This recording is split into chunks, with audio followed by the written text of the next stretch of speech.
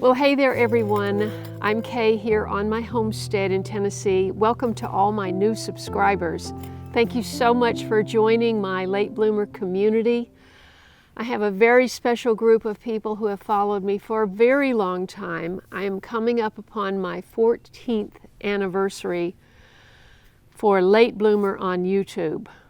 I had a YouTube channel as an actor before, but I just posted various things, so a few pieces of work and so forth. But in 2012, I changed the name and I started calling my channel Late Bloomer Show. And that's what my website is, and that's what my business cards were, and everything, Late Bloomer Show. Because the first concept I had of a channel was a show.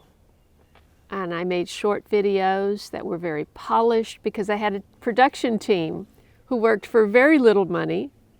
And I did not even monetize my channel for like 2 years because, well, first of all, it was so new, no one was doing it.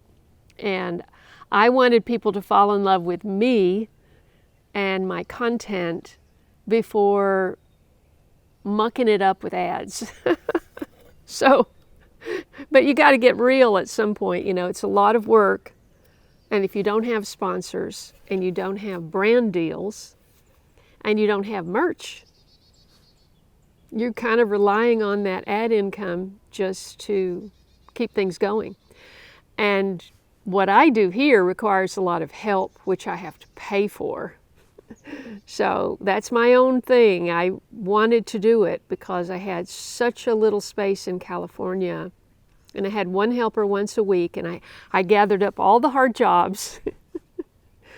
But it was such a small garden. But I gathered up all the hard jobs, and when he came on Thursday, Eric, we made some great videos together. He was very cheerful and upbeat, and he enjoyed the plants and everything. So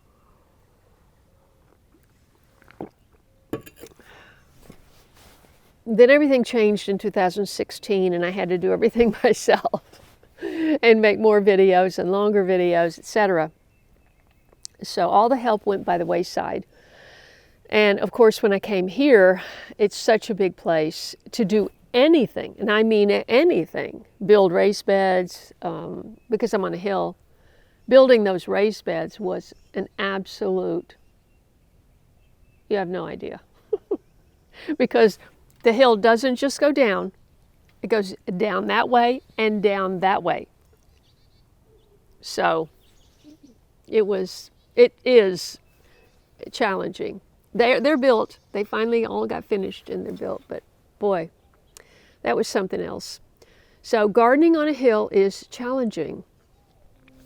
I had a wonderful video. I'm going to put the link right up here. I would love for you to go and watch. I actually did 3 videos with David.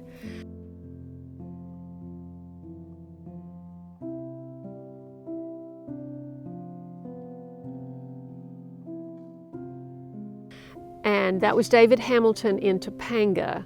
You've probably heard of Topanga. It's between Malibu and Pacific Palisades, where I lived. He lived up there with his wife and daughter, and he had a very steep, small hillside garden behind his house. And I went up there and we did a few videos up there, and I literally was kind of afraid I was gonna, one misstep and boom, boom, boom, you know. So mine's not quite that bad. But it's a longer hill, but it is rocky. And there are lots of challenges. But the big challenge I'm facing right now, and the one I've just resisted making a decision about, because I love it so much. I love planting seeds and planting transplants and planting seedlings. And it's the hope of planting a seed and thinking, oh, when that first comes up, you have that excitement. Or when you buy a plant and you transplant it, and maybe it looks kind of shocked for a while, and then it starts putting on new growth, and you know, it's all. And then when they bloom, spring, oh my goodness, we're in spring, and the azaleas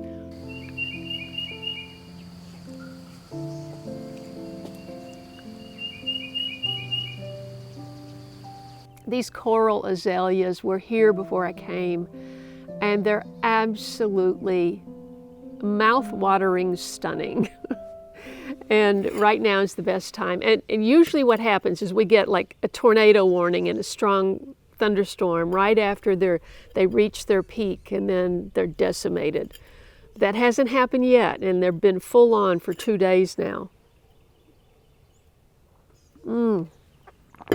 So, about the big garden. It's a puzzle. Because it's my crop garden, and you know what you need for your crop garden is just to have a blank slate, you know, and it's not entirely blank because I have structures within the 5,000 square feet. It's 100 long, 50 feet wide, with a gate at the far end over there, and it's hot wired because you have to keep the deer out. You can't keep raccoons out. I'm sorry, you can't. But anyway, I can change things little by little, but because of the limitations, for example, sweet potatoes put out long vines. You cannot put a row of sweet potatoes 3 feet from your hot wire. They're going to go right underneath it, and the deer are going to clip those down like a weed whacker. Same thing for squash. So anything that vines, and the beans, the peas, my family heirloom pea. So anyway, I was thinking about not even doing it this year because I had some health issues, had a lot of tests last year. I made a couple of videos about that. I'll put it right up here. The mystery is still a mystery of what happened driving, and with all the tests, no one can say for certain what happened. No one was with me, so they couldn't, there's no eyewitness testimony. But I had a brief loss of consciousness driving, and I wasn't sleepy. And anyway, I'm not going to rehash all that. I've been through that on a couple of videos. So that led to a lot of tests, and I did turn up a few issues that are not life-threatening, but limiting in certain ways. It's a lot of work, and I am always so eager to start, especially because this has only happened twice. I'll put the link up here. The neighbor with the Kubota tractor, Ed, and he has the rototiller attachment to the Kubota. Because it's so big, it takes, well, you just can't do it all in a day. It's too much to do the walk behind yard max that I have here. It's a big machine, it's very noisy, and it's not level. It's hard work, very hard work. I've done it.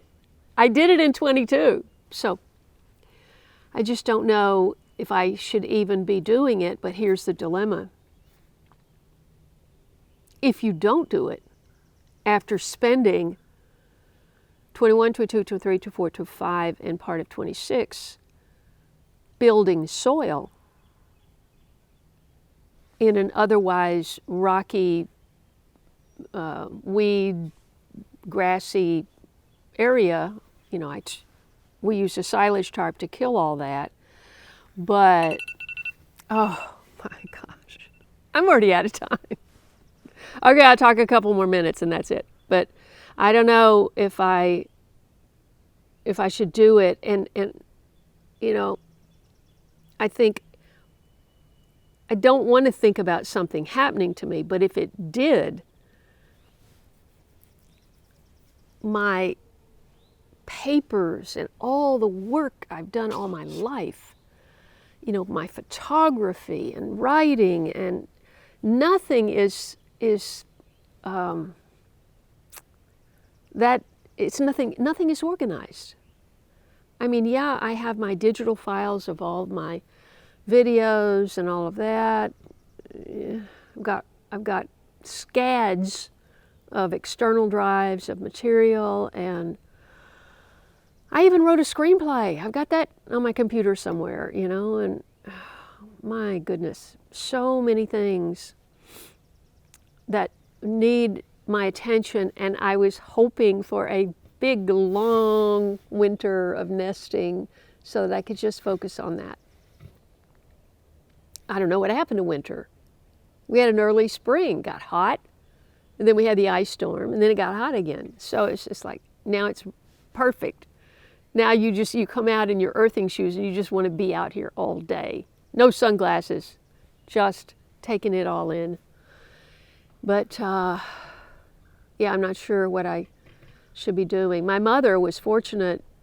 I mean, she had a bad back, but she just soldiered on and worked very hard her whole life, physically. And she was gardening, and at the church, she took over this big project at church, and I can talk about that at another time, but just what she achieved after my father died is just remarkable. And she never had a hip replacement, a knee replacement, a shoulder replacement, none of that, And so I'm hoping that I'm in that boat and I don't have to do those things. And which brings me to another point. I really need to be taking care of myself. And I need to be using my inversion table and my cardio strider, and I need to be lifting weights, even though I do a lot of lugging around. But there's a lot I need to focus on, and doing another big crop garden is like, on the other hand, that sentence trails off. On the other hand, look at our world. I can grow some food down there that might be really useful to some people.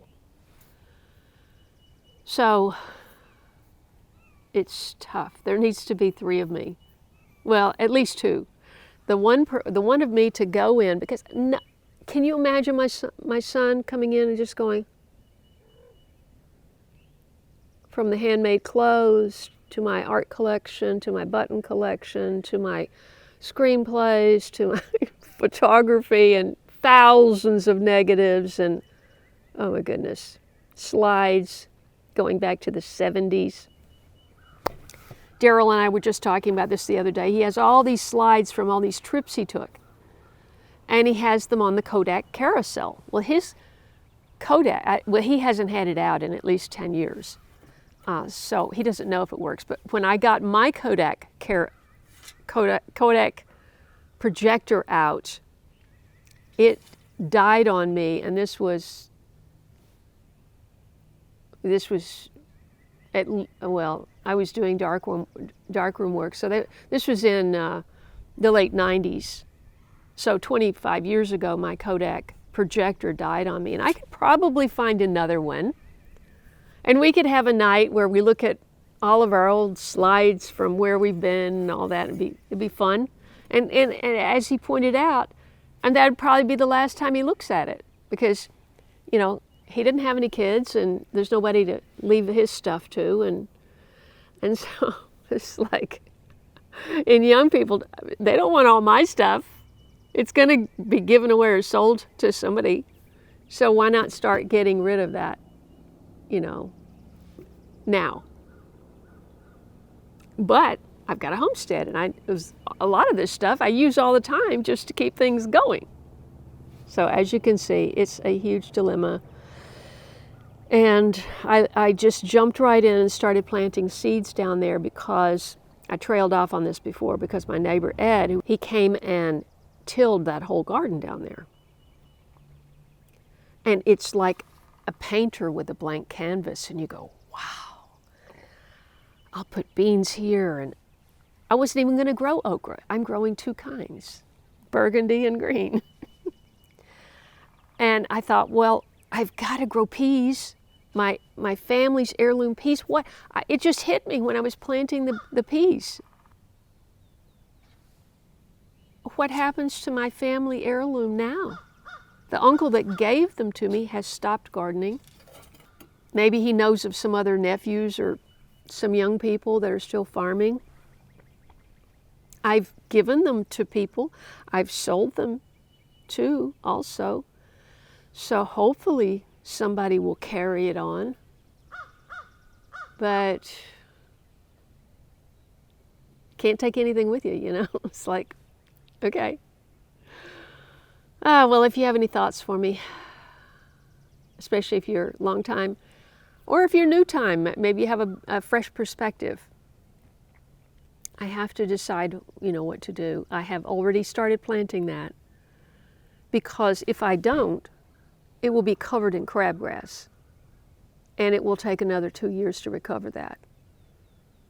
So what I'm praying for is that I meet a young couple and they go, we don't have land, we want to farm your plot. You know, look at all the people in England and everywhere, they have allotments. That's a big allotment. 5,000 square feet is a big allotment. So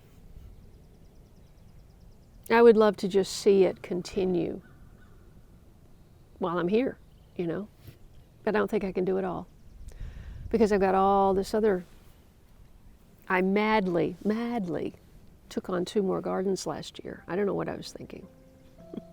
Thank you for listening, and thank you for being a part of my community.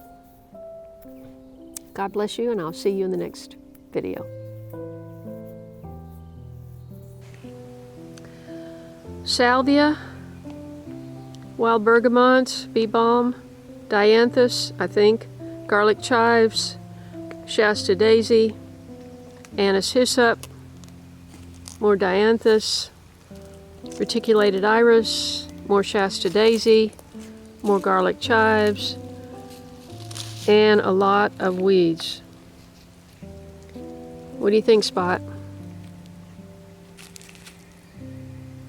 It's hard to walk through here. That's coneflower, he just walked by.